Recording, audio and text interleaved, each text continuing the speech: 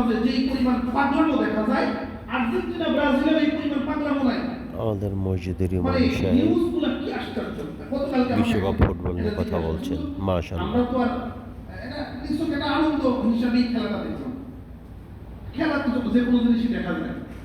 আমি তো আপনাদেরকে বন্ধু বানাচ্ছি না, আমি তো আপনাদেরকে তাদের সঙ্গে মহাব্বতের সম্পর্ক রাখতেছি। এটা খেলা হচ্ছে, খেলা দেখতেছি, একটা আকর্ষণের বিষয়, আকৃষ্টতার বিষয়।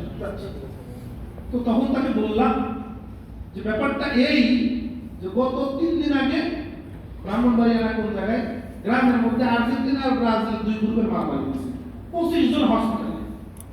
গত 3 দিন আগে 25 জন হসপিটালে। এই মারামারিটা কেন লাগে?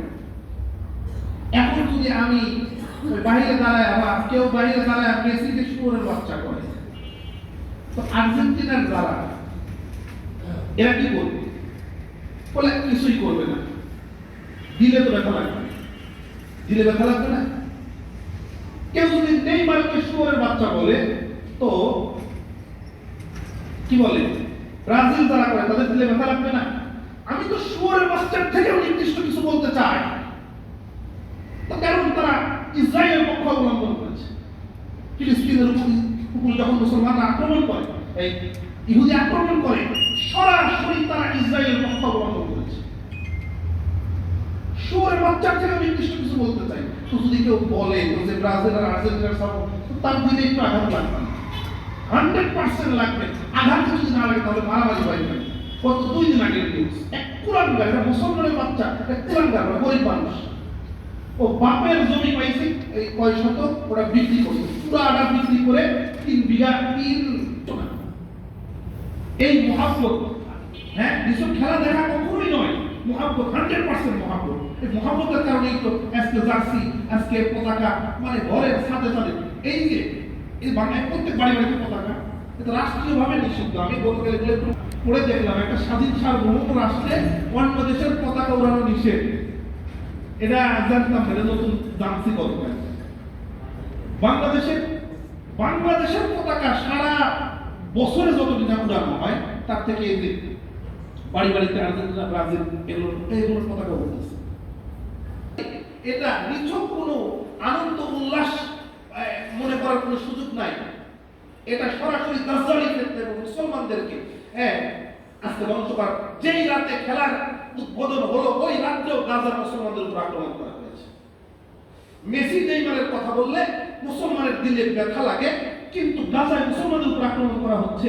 একদম কাঁটাতারের পাশে একজন মুসলমান এসে ভিক্ষা চাচ্ছে, জান ভিক্ষা চাচ্ছে, আমরা তাদেরকে সেটা দিতে পারতেছি না। এতে আমাদের দিলে একটু পরিমাণ ব্যথা লাগে, পুরাই মারা হচ্ছে আজকে পশ্চিমবঙ্গ মুসলমানদেরকে, এতে আমার দিলে চুল পরিমাণ ব্যথা লাগে না।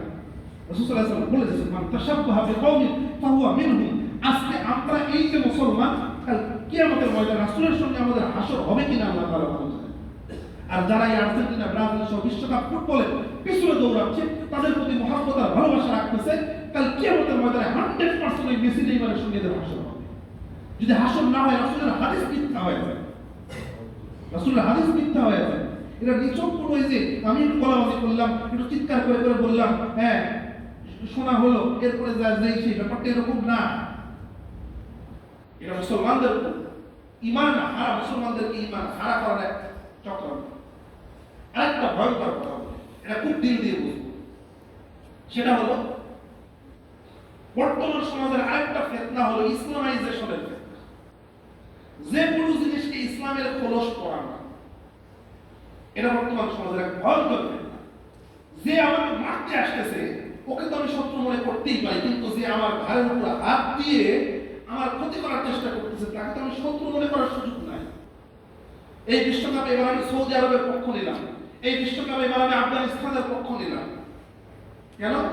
মুসলমানদের বিজয় হবে। মুসলমানদের বিজয়কে ফুটবল খেলার মধ্যে রাখি, মুসলমানদের বিজয়কে ক্রিকেট খেলার মধ্যে রাখি, আর এই বিজয়ের আমি পক্ষ নিলাম। কেন? আমি একজন মুসলমান।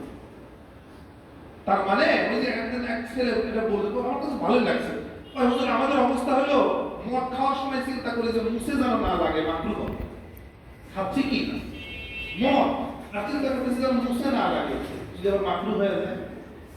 যেই খেলাটাই হারাম, যেই খেলার মধ্যে জুয়া, যেই খেলার মধ্যে অশ্লীলতা, যেই খেলার মধ্যে কি পতিতাবৃত্তি, যে খেলার মধ্যে একদম নারী পুরুষের অবাধ যৌনাচার, যে খেলার মধ্যে সমকামিতাকে প্রদর্শন করা, যে খেলার মধ্যে মুসলমানদেরকে ব্যাপকভাবে খ্রিস্টানদের থেকে কি মুসলিম নির্যাতন থেকে